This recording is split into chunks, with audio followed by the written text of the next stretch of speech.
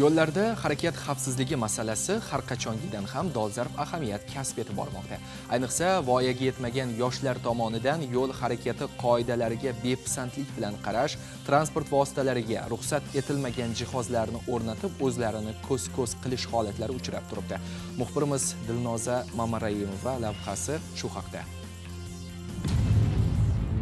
So'nggi vaqtlarda avtomobil yo'llarida turli xil manyovrlar qilib, qoidalarni mensimay kamida transport vositasida ruxsat etilmagan jihozlarni o'rnatib, ko'z-ko'z qiladigan yoshlar safi kengayib bormoqda. Ular ushbu harakatlarni ijtimoiy tarmoqlarga joylab, bachkana mashhurlikka erishish payida. Eng achinarlisi, ko'pchiligi haydovchilik huquqiga ega bo'lmagan, hattoki voyaga yetmagan o'spirinlarni tashkil etadi. Termiz shahrida ham bir guruh maktab o'quvchilari to'y marosimi bahona ijaraga avtoulov olib, o'zlarini xavfli harakatlari bilan keng jamoatchilikning e'tiroziga sabab bo'ldi. Olib borilgan surishtiruv ishlari natijasida ushbu huquqbuzarlikni sodir etgan voyaga yetmagan bolalar shaharning 1-sonli maktabining 10-11 sinf o'quvchilari ekanligi aniqlandi.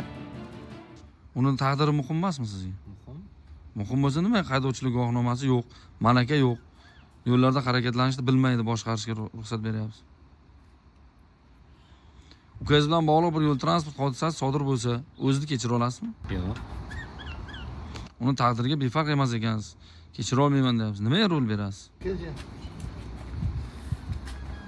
So'raganda berdim. Bermaymiz. Yo'q bo'lsin, pravasini keyin beramiz. Haydovchilik guvohnomasi yo'qligini bilarmidingiz? Yo'q, xabarim yo'q. So'ramadingizmi? So'ragan, chunki voyaga yetganda ularni 2006-yil bo'ldi. Baribir mashinani boshqarish uchun ishonchnoma kerak, to'g'rimi? So'ramadingizmi? Hozir ishonchnomangiz yo'q.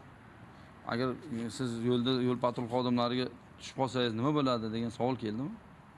Surxondaryo viloyati yo'l harakati xavfsizligi boshqarmasi va Milliy gvardiya xodimlari hamkorligida tartibbuzarlarning qilmishi ota-onalari ishtirokida maktabda muhokama qilindi. Shundan so'ng ularga avtoulovni ijaraga bergan haydovchilarga ham qonuniy chora ko'rilib, qo'shtirnoq ichidagi bu bizneslarning salbiy oqibatlari, javobgarlik masalalari tushuntirildi.